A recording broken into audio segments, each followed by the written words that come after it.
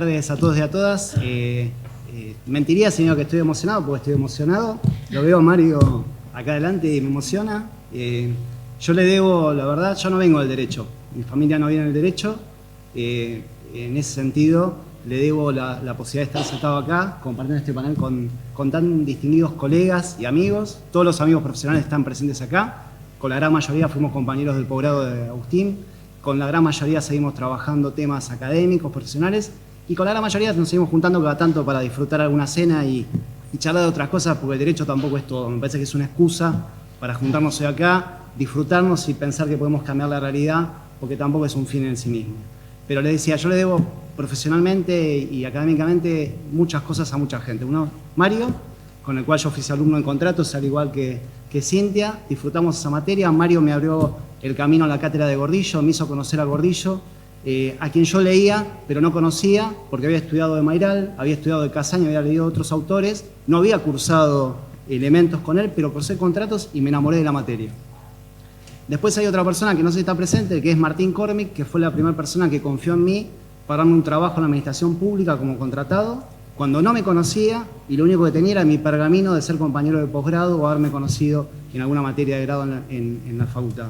Y la tercera persona obviamente es Agustín Gordillo, porque la verdad no sé si soy buen docente, mal docente, buen profesor, mal profesor, buen abogado, mal abogado, pero sí sé que gran parte de mi formación se la debo a Agustín. Todos los días cuando escribo y cito a Agustín y sus ideas están transcurriendo todo el tiempo. Entonces, para mí este año es un año de pérdidas en muchos sentidos, también de hallazgos, porque uno se da cuenta que mucha gente que uno pierde la sigue teniendo y la va recuperando todos los días en lo que uno hace, en las prácticas, en los intercambios.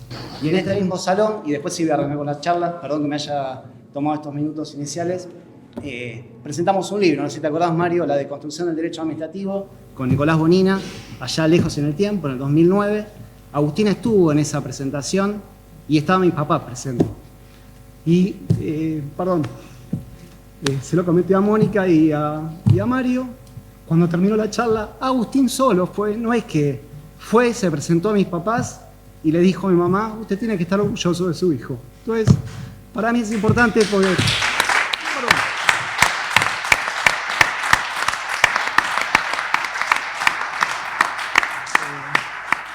Enrique Alonso Regueira, que está en el fondo, se ríe porque le dije no lo voy a contar porque me voy a emocionar y me emocioné.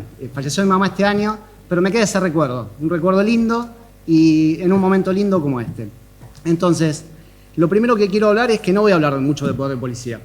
En un trabajo, o sea, en una parte de la obra de Agustín, que en el cual Mario tuvo una participación más que relevante, que es Diálogos, con Agustín Gordillo, nuestro sempiterno profesor nos decía que hay que soñar dormido. Lo demás es mera ensoñación diurna, buena para los escritores, nada más.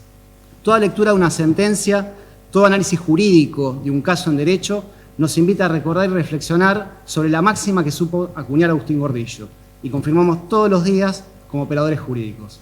Son los hechos, a la luz de los grandes juicios de valor del derecho, lo que le dan una solución al caso.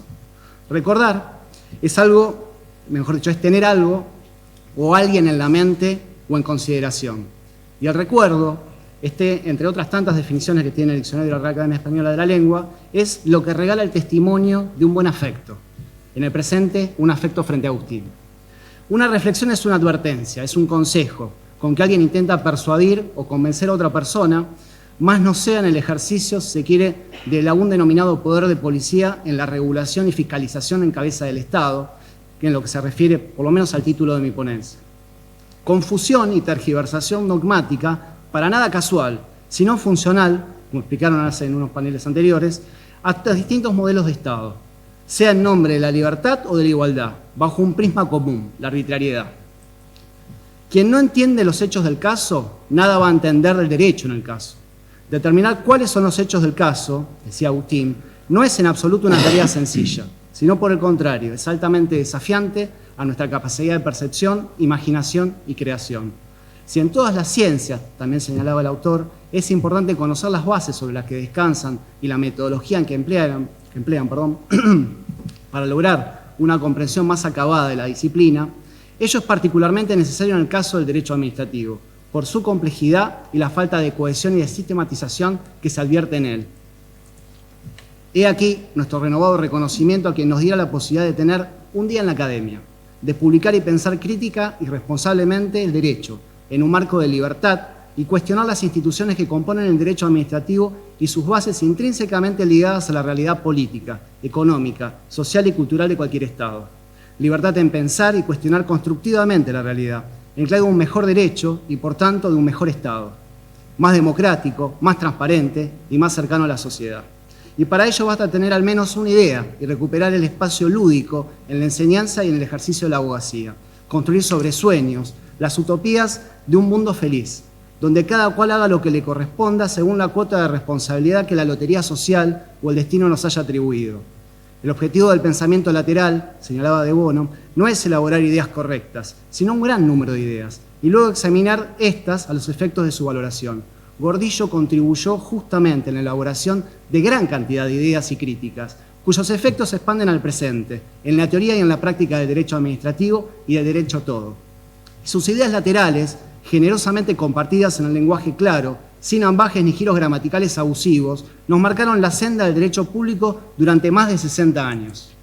Solo después de haber recorrido un número considerable de sus ideas laterales, las de Agustín, y repensándolas y cuestionándolas con las de otros autores y la jurisprudencia eventualmente aplicable, nos vamos a encontrar en condiciones de formalizar un juicio crítico, en el que el transitar un camino determinado no nos va a conducir nunca, ni necesariamente, al destino deseado o soñado.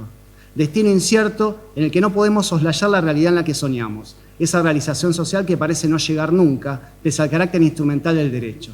Dicha empresa es compleja de por sí y exige posicionarnos en un lugar incómodo. El juicio crítico sobre la realidad, a través de ideas laterales, cuestiona de alguna manera el pensamiento racional por sobre el intuitivo. Sin embargo, al decir de Bobbio, y cuya cita fue cuestionada en su momento por Agustín en presencia de Mario Resma Fará, en una anécdota que obviamente la comentó Mario, pero fue muy graciosa y yo me preocupé porque tenía miedo que no me aprobaran la tesis básicamente, pero Bobbio decía que nadie puede pretender conocer el destino de la libertad en el mundo. Quien se limite a observar lo que pasa estará tentado de hacer una reflexión. En el siglo pasado florecieron las más diversas ideaciones utópicas de una sociedad finalmente liberada. Y estaba bien enraizada la convicción de que el destino de la humanidad fuera la libertad. Después sucedió lo que sucedió. Ha sucedido que en la entrada de los campos de la esclavitud y el exterminio estuviera escrito en una diabólica falsificación: el trabajo nos hace libres. En este siglo no conozco utopías, decía Bobbio, ideaciones fantásticas de la sociedad futura, que no describan, por el contrario, universos de dominación y de desolado conformismo. La única esperanza es que, también esta vez, los incautos profetas no tengamos razón. No aspiramos al título de profetas, sino simplemente a abogar, siguiendo el sendero de Agustín, por el destierro de ciertas prácticas en el uso del lenguaje jurídico que no hacen más que contaminar al derecho administrativo en contra de los grandes principios bajo los cuales se han construido sus bases constitucionales y convencionales.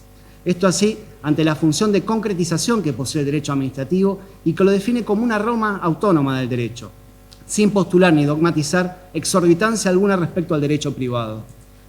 El objetivo aquí perseguido ha sido provocar nuevos y múltiples enfoques e ideas frente al concepto de poder de policía, lo que va a quedar clara y evidentemente para la versión publicable de la presente ponencia.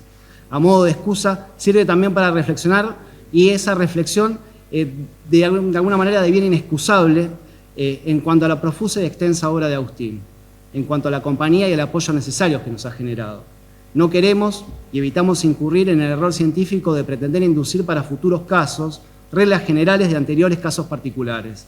Por ende, también decía Agustín, hay que diferenciar cada caso de otro semejante o análogo que se haya hecho o visto previamente y evitar, por tanto, caer en errores anteriores como en soluciones de casos previos, que no es sino una variante del mismo error metodológico. En síntesis, no es un error tener opiniones, el error es no tener nada más que opiniones. Y en el camino de la felicidad colectiva, de todos, o al menos de la mayoría, es la sociedad la que debe respaldar el sistema para que éste pueda funcionar. Queda otro consuelo, también siguiendo a Agustín, que tampoco es pequeño.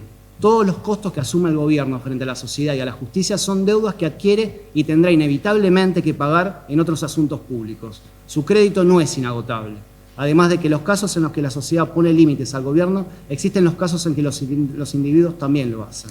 No podemos ser complacientes con nadie que tenga poder, decía Agustín, porque esa es la clave de vivir en libertad. Debemos seguir soñando, queremos seguir soñando. Y en Gordillo hay una lucha por la vida, que se repite frecuentemente, una lucha por el derecho que integra esa misma pelea social. Y al decir de Camus, la verdadera desesperanza no nace ante una obstinada adversidad, ni el agotamiento de una lucha desigual. Proviene justamente de que no se perciban más las razones para luchar, e incluso de que no se sepa que hay que luchar. Si bien la lucha es difícil, las razones para luchar al menos permanecen siempre claras. Valga nuestro recuerdo permanente para Gordillo, por habernos contagiado esa lucha, esa alegría y esa energía por cambiar una realidad tan esquiva, con aciertos y errores, porque era humano, demasiado humano. Y esa lucha por el derecho por una república mejor tuvo y sigue teniendo a Gordillo como uno, si no el más grande de sus protagonistas contemporáneos. Nuestro reconocimiento nuevamente y agradecimiento a Agustín Gordillo por hacernos pensar, cuestionar y disfrutar en un marco de libertad, un derecho administrativo más sincero, imperfecto, contaminado, pero también, como memorara el desaparecido nieto, socialmente útil y necesario. Muchas gracias.